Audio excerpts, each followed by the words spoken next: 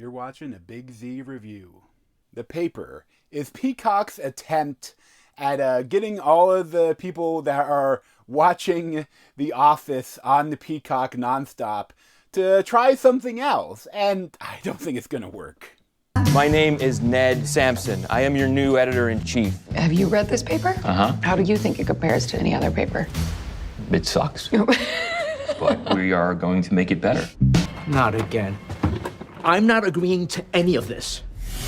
So the setup for this is that, you're now 20 years after the start of The Office, and the documentary crew goes to look back at what happened to them, and the paper company was sold to this toilet paper and news company, this newspaper in Ohio. And they go there, and Oscar Nunez is there. He's back. And I don't hate the idea of going back. I almost think, though, that the whole concept of the mockumentary where they're looking into a camera and all that stuff, it's been done, and it feels kind of old now. And I think if you want to watch anything, you have Parks and Rec and you have The Office to watch. And you have the multiple different versions of The Office to watch if you don't want the American version. But, I think my biggest problem with this is that this doesn't feel real.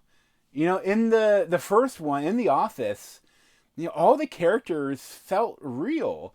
They felt like you could have, if you go into a random office, you would find characters like these.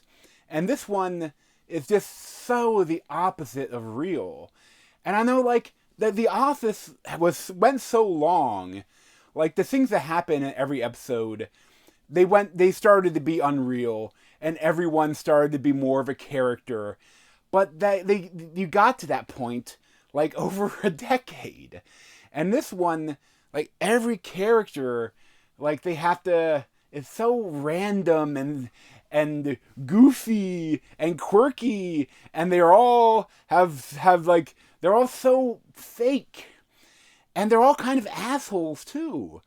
But the idea is that Domhnall Gleeson, who's an Irish guy that's doing a crappy fake American accent, is playing Ned Sampson, and he's a Nepo baby that decides he wants to run the newspaper, and instead of selling toilet paper.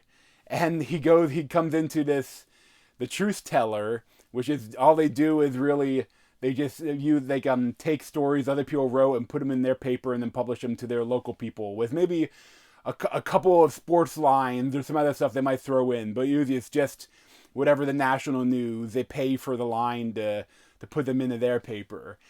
And it's not a horrible idea to, it could be two interesting stories, but none of the stories are interesting. And I think that my biggest problem is that most of these people suck. I just don't find it that fun to watch a show where everyone is annoying and mean to each other. And even the characters, the viewpoint characters, Domhnall Gleeson and Chelsea Frey, they antagonistic to each other at times. Even these are the ones that are supposed to get together, and the other people are going to match those two up. And it's there's, they try to do their own thing, but they try to, it's so formulaic at the same time. But my biggest problem, all of them suck, but the worst is Sabrina Impacciatore as Esmeralda Grand. And she is the former boss, and she runs the online version of the paper. And she is such a see you next Tuesday. And there's no redeemable qualities about her. The only funny part around her in the show is when they do an episode where she was catfished, and that has some funny moments, and they try to humanize her, but then still, while she's going through that, she's still such a douchebag that you can't feel for her. And it's not there's no one, it's not the lovable idiot. They just all kind of suck. And two, I think they overuse a little bit the awkward humor. At the same time, those are some of the funnier scenes. But they try to do too much. I know there is awkwardness in The Office, but it was earned awkwardness. Like, everything about this just feels forced. Like, every single character, even like the small ones, like Eric Raheel as Travis, like he was like this weird fisherman, and he talks like he has like everything. Every character has like, you could put a description of them, and it's like it'd be so simple, and it's like that's all they are.